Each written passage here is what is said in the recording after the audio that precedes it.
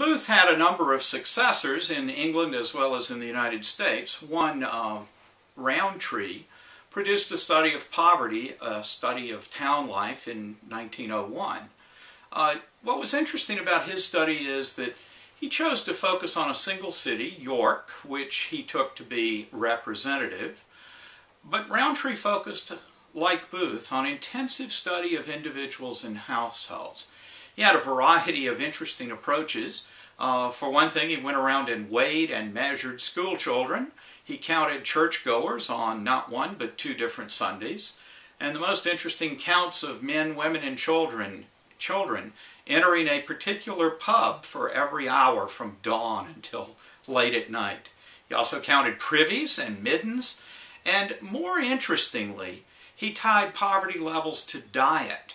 He defined a minimum diet that would allow moderate physical energy and estimated the cost of providing that diet and used that as the measure of the degree of poverty in households.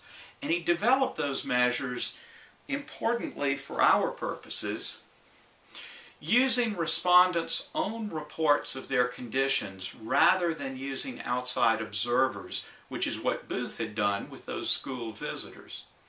Interestingly, though, he didn't trust the reported income, so he used aggregate estimates of averages in the area or from factories nearby. Roundtree found in York a poverty rate of about 28%, quite close to Booth's figure of a third in London. And this led Roundtree to generalize that poverty rates were similar in the two cities and might be similar elsewhere as well.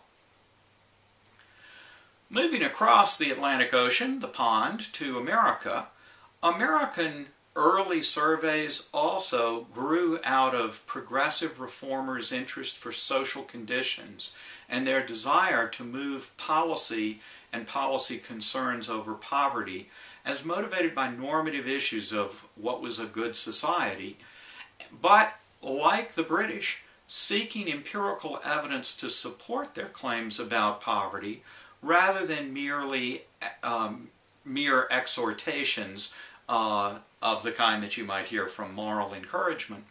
Now, of course, during this period, the early 1900s, muckraking journalism was full of stories and books and articles about the horrors of poverty, child labor, and the like. But the American Social Survey specifically attempted to be more representative and to provide an empirical basis for its claims about poverty, income, the condition of children, and so on. One of the famous examples of this was the Hull House Maps and Papers of 1895. Hull House was, of course, a famous organization involved in poverty issues. And what they did was conduct a door-to-door study, a canvass, of a small section of Chicago neighborhoods with maps of the nationality and wages of the occupants there.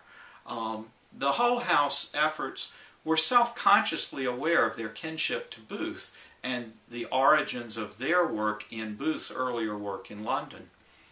Another early example of American social surveys was conducted in Philadelphia by W.E.B. Du Bois in 1896, who did a large study of African Americans in Philadelphia. He used the central district of the city, which is historically the center of the African American population, to conduct interviews with over 10,000 residents, constituting about 25% of the total city's black population.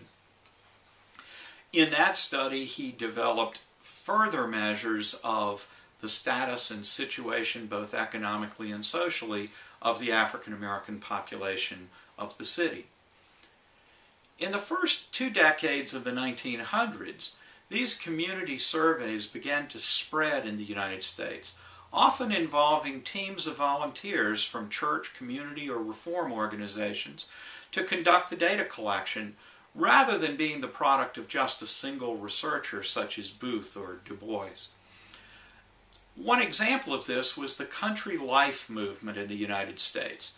This was a movement of the early 1900s concerned about the movement from rural areas to urban areas of the country and what was perceived at the time as the loss of rural virtues, the foundations of American democracy in the eyes of some. This effort developed surveys of rural life aimed at assessing conditions and reasons for satisfaction or dissatisfaction with rural life. In that, they very much resemble modern surveys. A man with the interesting name of Liberty Hyde Bailey was a Cornell University professor, and he chaired the Country Life Commission, something set up by President Theodore Roosevelt in around 1908, actually. They didn't have the funds to conduct a full survey, so what they did was send a circular of about 550,000 rural residents. It's unclear whether that was something mailed specifically to individuals. It seems more likely that it was distributed haphazardly, but it was something done with a circular, a piece of paper with questions on it. It was obviously a hot topic because he received over 100,000 replies, including some of the first examples of subjective measures of the quality of life. There were some 12 questions, but here are some representative cases. Are the farm homes in your neighborhood as good as they should be under existing conditions? Are the renters of farms in your neighborhood making a satisfactory living? Is the supply of farm labor in your neighborhood satisfactory? Do the farmers and their wives and families in your neighborhood get together for mutual improvement, entertainment, and social intercourse as much as they should? And finally, what in your judgment is the single most important thing to be done for the general betterment of country life? Well, as you can imagine, with 100,000 of these returned, there was considerable amounts of data. And in fact, the Census Bureau tabulated the results. But in an example of the fate of so much social research in later years, Congress refused to appropriate the $25,000 that President Roosevelt requested for the commission to prepare a report. In the absence of that funding, the data were turned over to the Agriculture Department but never fully analyzed. And a few years later, under President Wilson, the then Secretary of Agriculture, quote, had the questionnaires burned as useless. This is altogether too much the fate of social research, both in that period and later periods. But there are some elements of modern surveys that are clearly visible even in this early period. First is field work.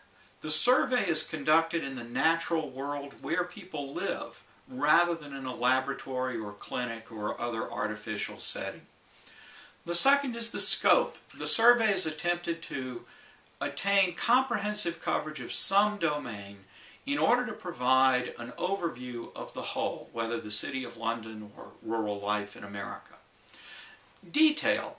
The survey was based on detailed cases, usually of individuals, rather than of aggregates. Fourth, quantification.